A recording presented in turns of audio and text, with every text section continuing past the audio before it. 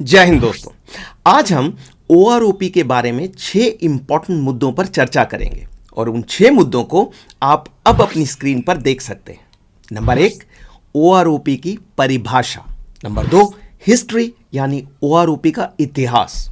Number 3, 2011 की Koshyari committee report. Number 4, 7 नवंबर 2015 का सरकार का इंप्लीमेंटेशन ऑर्डर। नंबर 5, मार्च 2022 का सुप्रीम कोर्ट का फैसला। और नंबर 6, जनवरी 2025 का एएफटी दिल्ली का फैसला। तो देर किस बात की, चलिए शुरुआत करते हैं पहले मुद्दे से, जो है ओआरओपी की परिभाषा। तो जैसा कि नाम से स्पष्ट है, वन रैंक वन पेंशन का अर्थ है कि जो सैनिक सेम रैंक पर और सेम समय की नौकरी करके रिटायर होते हैं, उनकी पेंशन बराबर होनी चाहिए। तो मान लीजिए नायक राव एनरोल हुए 1990 में और रिटायर हुए 2010 में, और नायक बलविंदर एनरोल हुए सन 2000 में और रिटायर हुए 2020 में। तो क्योंकि दोनों ही नायक के रैंक में रिटायर हुए हैं और दोनों 20 साल की नौकरी करके पेंशन गए हैं, तो उन दोनों की पेंशन सेम होनी चाहिए। लेकिन 1 जुलाई 2014 से पहले ऐसा नहीं था। नायक राव और नायक बलविंदर की पेंशन अलग अलग थी। 1 जुलाई 2014 के बाद सरकार ने ओआरओपी को इंप्लीमेंट तो किया, लेकिन उस इंप्लीमेंटेशन में कई खामियां थी। अभी देखेंगे कि वो खामियां क्या थी और क्या उनका समाधान हुआ है या नहीं। तो ये थी परिभाषा। आगे बढ़ने से पहले मेरी ओर से एक रिक्वेस्ट, अगर आपको ये वीडियो पसंद आता है तो मेरे चैनल को सब्सक्राइब कीजिए और वीडियो को लाइक और हाइप कीजिए। अगर आप लाइक बटन के बाद हाइप बटन दबाते हैं तो यूट्यूब मेरे वीडियोस को और लोगों के पास भी भेजेगा। Thank you for your help. Great. अब आते हैं दूसरे पॉइंट पर, जो है हिस्ट्री यानी ओआरओपी का इतिहास। तो दोस्तों, ओआरओपी की कहानी की शुरुआत हुई थी 1973 में। 1973 से पहले हम सैनिकों की पेंशन एक स्टैंडर्ड रेट पर होती थी। यह स्टैंडर्ड रेट ऑफ पेंशन करीब करीब ओआरओपी जैसा ही था। ऑफिसर्स की पेंशन होती थी लास्ट ड्रॉन पे का 50% और जेसीओज, एनसीओज और अदर रैंक्स की पेंशन होती थी लास्ट ड्रॉन पे का 70% यानी 70%। लेकिन 1973 में इंदिरा गांधी की सरकार ने एक एडमिनिस्ट्रेटिव ऑर्डर के द्वारा इस सिस्टम को बदल दिया। इसी दौरान थर्ड पे कमीशन का भी गठन हुआ। पे कमीशन ने भी सरकार की तरह यह रिकमेंड किया कि सैनिकों की पेंशन सिविलियंस की पेंशन के बराबर होनी चाहिए। यही नहीं, पेंशन की कैलकुलेशन के फॉर्मूले में इस बात को भी वेटेज दी गई कि रिटायरमेंट के समय सर्विस कितनी थी।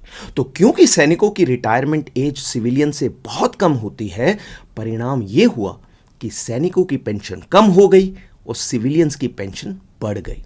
और यहां से शुरू हुआ ओआरओपी का संघर्ष। यह संघर्ष 40 साल तक चलने वाला था। इस दौरान कई कमिटीज बनी, 4th, 5th और 6th पे कमीशन भी आए। सभी ने अंग्रेजी बोली कि वन रैंक वन पेंशन सैनिकों की एक जस्टिफाइड यानी सही डिमांड है, लेकिन इस बारे में किसी ने कुछ नहीं किया। तो यह था दूसरा मुद्दा, यानी ओआरओपी का इतिहास। ओआरओपी की लंबी यात्रा में अगला इंपॉर्टेंट पड़ाव आया 2011 में कोश्यारी कमेटी के रूप में। कोश्यारी कमेटी डिफेंस मैटर्स पर राज्यसभा की एक कमेटी थी। इस कमेटी के चेयरमैन थे श्री भगत सिंह कोश्यारी। कमेटी ने ओआरओपी की डिमांड को स्टडी किया और 19 दिसंबर 2011 को अपनी रिपोर्ट सबमिट की। इस रिपोर्ट में कही गई 3 महत्वपूर्ण बातें इस प्रकार हैं। नंबर 1, सैनिकों की ओआरओपी की डिमांड पिछले 38 सालों से पेंडिंग है, 38 ईयर्स। ये डिमांड पूरी तरह से उचित है। It is a matter of justice not charity. मतलब ओआरओपी को एक्सेप्ट करके सरकार केवल अपना काम कर रही है, सैनिकों पर कोई एहसान नहीं कर रही है। नंबर 2, हमारे सैनिक सिविलियंस की तुलना में बहुत कम एज में रिटायर होते हैं। ऐसे में उन्हें सिविलियन से कंपेयर नहीं किया जा सकता जो 60 साल की एज में रिटायर होते हैं। इतनी कम एज में रिटायर करने के बदले देश का ये फर्ज बनता है कि सैनिकों की पेंशन इतनी हो कि उनका भविष्य सुरक्षित रहे। और नंबर 3, ये निंदाजनक है कि पिछले 38 सालों में सरकारों और बाबुओं ने ओआरओपी की डिमांड को नहीं माना है। उन्होंने बार बार कहा है कि सरकार के पास ओआरओपी के एडिशनल खर्च के लिए पैसे नहीं हैं, पर कमेटी का मानना है कि न्याय और सैनिकों का मोराल पैसे से ज्यादा इंपॉर्टेंट है। इन बातों को मद्देनजर रखते हुए कोश्यारी कमेटी ने रेकमेंड किया कि ओआरओपी को पूरी तरह से इंप्लीमेंट किया जाए और ओआरओपी की परिभाषा को डाइल्यूट ना किया जाए। ओआरओपी की परिभाषा को डाइल्यूट ना किया जाए, इसका अर्थ है कि सरकार ओआरओपी की परिभाषा से छेड़छाड़ ना करे, ना तो वो इस परिभाषा को बदले और ना ही उसे इस तरह से घुमाए जिससे सैनिकों को नुकसान हो। तो ये रिपोर्ट आई 2011 में और फिर ओआरओपी का इशू 2 साल ठंडे बस्ते में चला गया। 2014 के लोकसभा चुनाव से पहले मोदी साहब ने आश्वासन दिया कि अगर बीजेपी की सरकार बनती है तो वो इस डिमांड को पूरा करेंगे और ओआरओपी को इंप्लीमेंट करेंगे। लेकिन क्या ऐसा हुआ? चलिए चौथे पड़ाव में देखते हैं। तो ओआरओपी की यात्रा में चौथा पड़ाव आया 7 नवंबर 2015 को। इस दिन सरकार ने ये लेटर जारी किया। आप अपनी स्क्रीन पर इस लेटर के पैराग्राफ नंबर 1 और 2 को देख सकते हैं। इनमें लिखा है कि सैनिकों की ओआरओपी की डिमांड सही है और इसलिए सरकार 1 जुलाई 2014 से ओआरओपी को इंप्लीमेंट करेगी।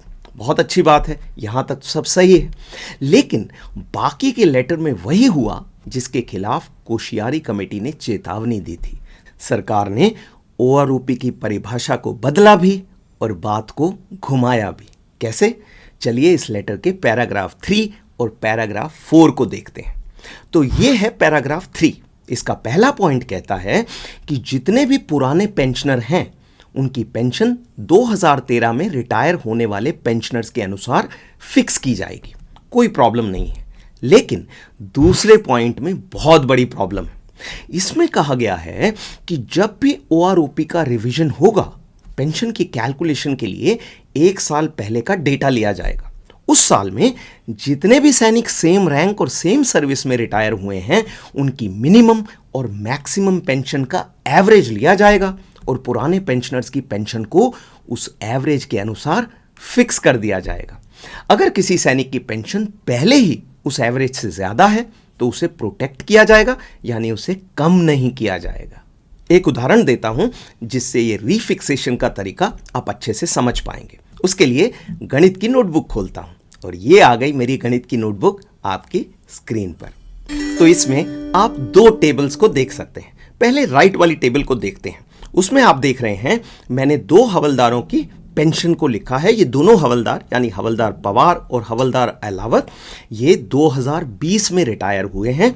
हवलदार पवार की रिटायरमेंट के समय पेंशन फिक्स हुई 30,000 और हवलदार अलावत की फिक्स्ड हुई 35,000, जो कि लास्ट पे ड्रॉन के बेसिस पर फिक्स होती है, जैसा कि आप सब जानते हैं। ये एक्यूरेट नहीं है, सिर्फ उदाहरण दे रहा हूं आपको समझाने के लिए। तो इनकी पेंशन फिक्स हो गई। अब आया 1 जुलाई 2024 का दिन, जबकि ओआरओपी के अनुसार इनकी पेंशन का रीफिक्सेशन होना था। तो जैसा कि मैंने बताया वो रीफिक्सेशन क्या हुआ उसको मैंने लेफ्ट वाली टेबल में दिखाया है। मान लीजिए 2023 में यानी 2024 इंप्लीमेंटेशन वाले साल से 1 साल पहले, मान लीजिए उस साल में 10 हवलदार रिटायर हुए। वैसे हजारों की संख्या में रिटायर हुए होंगे, पर सिंपल रखने के लिए आपको इस टेबल में दिखा रहा हूं। अब 1000 लोगों की टेबल तो नहीं बना पाऊंगा, तो इसलिए मैंने 10 लोगों की टेबल बना के आपको बताया कि मान लीजिए 10 हवलदार रिटायर हुए और उनकी पेंशन जो है इस टेबल में मैंने लिखी हुई है। मिनिमम पेंशन है हवलदार बलविंदर की 31,000 रुपए और मैक्सिमम पेंशन है हवलदार मुकेश की यानी 35,000 रुपए। नोट करने वाली बात यह है कि ये सभी लोग हवलदार की रैंक में रिटायर हुए हैं और रिटायरमेंट के समय इनकी टोटल सर्विस 24 साल थी। तो फॉर्मूले के हिसाब से हवलदार बलविंदर और हवलदार मुकेश दोनों की पेंशन का एवरेज लिया जाएगा। एवरेज का मतलब है 31,000 और 35,000 को ऐड किया जाएगा और उसको 2 से डिवाइड किया जाएगा, तो वो आ जाएगा 33,000 रुपए। तो ओआरओपी का जो फॉर्मूला सरकार ने बनाया है उसके हिसाब से ये होगा। जैसा कि आप देख रहे हैं यहां पर मैंने हवलदारों को 3 अलग अलग कैटेगरीज में बांट दिया है, ग्रीन, ब्लू और येलो। तो जो ग्रीन में हवलदार हैं इंक्लूडिंग हवलदार पवार, क्योंकि उनकी पेंशन एवरेज से कम थी, यानी 33,000 से कम थी, उनकी पेंशन को अपग्रेड करके 33,000 कर दिया गया। जो ब्लू में है, हवलदार 5 और हवलदार 6, इनकी पेंशन पहले से ही 33,000 थी, तो इनकी पेंशन में कोई बदलाव नहीं आया। और जो हवलदार 7 से लेकर हवलदार मुकेश तक हैं, इनकी पेंशन एवरेज यानी 33,000 से ज़्यादा थी। तो हालांकि उस पेंशन को प्रोटेक्ट किया गया, मतलब ऐसा नहीं है कि उनको कम करके 33,000 कर दिया गया, लेकिन उनकी भी रीफिक्सेशन के दौरान कोई बढ़ोतरी नहीं हुई। जैसा कि आप देख रहे हैं, ये 1 रैंक 1 पेंशन नहीं है, ये 1 रैंक मैनी पेंशन्स है। अगर सरकार ने ओआरओपी को घुमाया ना होता तो हमारे उदाहरण में सभी हवलदारों की पेंशन को मैक्सिमम यानी 35,000 रुपए पर फिक्स किया जाता। वो होती असली 1 रैंक 1 पेंशन। यही कारण है कि जब 1 जुलाई 2019 और 1 जुलाई 2024 को पेंशन की रीफिक्सेशन हुई है, तो बहुत से सैनिकों ने पाया है कि उनकी पेंशन या तो बिल्कुल भी नहीं बढ़ी है या बढ़ी भी है तो बहुत कम। वो इसी एवरेज वाले फॉर्मूले का परिणाम है। अब लेटर में नीचे चलते हैं। तीसरा पॉइंट कहता है, जो मैं पहले भी बता चुका हूं, कि अगर किसी की पेंशन एवरेज से ज्यादा है तो उसे कम नहीं किया जाएगा। बहुत बहुत मेहरबानी। और जो इस पैराग्राफ का लास्ट पॉइंट है वो ये है कि पेंशन का रीफिक्सेशन हर साल नहीं बल्कि हर 5 साल में किया जाएगा। ये भी ओआरओपी की परिभाषा के खिलाफ है। लेकिन सबसे खतरनाक है पैराग्राफ नंबर 4, और वो ये कहता है कि अगर कोई सैनिक, चाहे वो ऑफिसर हो, जेसीओ, एनसीओ या अदर रैंक, अगर वो अपनी मर्जी से प्रीमेच्योर रिटायरमेंट चाहता है तो उन्हें ओआरओपी का बेनिफिट नहीं मिलेगा। क्यों नहीं मिलेगा भाई? ओआरओपी भी एक प्रकार की पेंशन है। अगर सैनिक अपनी क्वालिफाइंग सर्विस पूरी करके पेंशन गया है, जैसे कोई सिपाही 15 साल के बाद या ऑफिसर 20 साल के बाद, तो जब वो सर्विस पेंशन का हकदार है तो ओआरओपी के बेनिफिट का भी हकदार होना चाहिए। तो सार ये है कि कोशियारी कमेटी ने जिसके खिलाफ चेतावनी दी थी वही हुआ। सरकार और बाबुओं ने ओआरओपी की परिभाषा को डाइल्यूट कर दिया, मेनली 3 प्रकार से। नंबर 1, रीफिक्सेशन के लिए पेंशन की एवरेज लेकर। नंबर 2, ओआरओपी का रीफिक्सेशन हर 5 साल में करके। और नंबर 3, प्रीमेच्योर रिटायरीज को ओआरओपी के दायरे से बाहर रखकर।